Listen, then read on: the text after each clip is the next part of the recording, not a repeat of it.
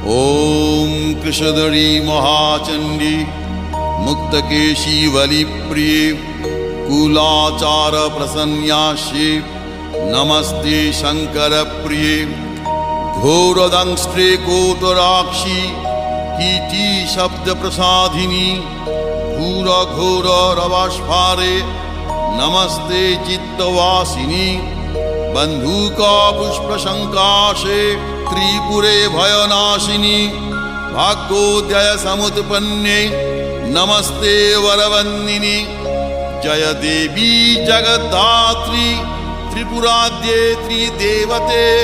भक्तेभ्य वरदे देवी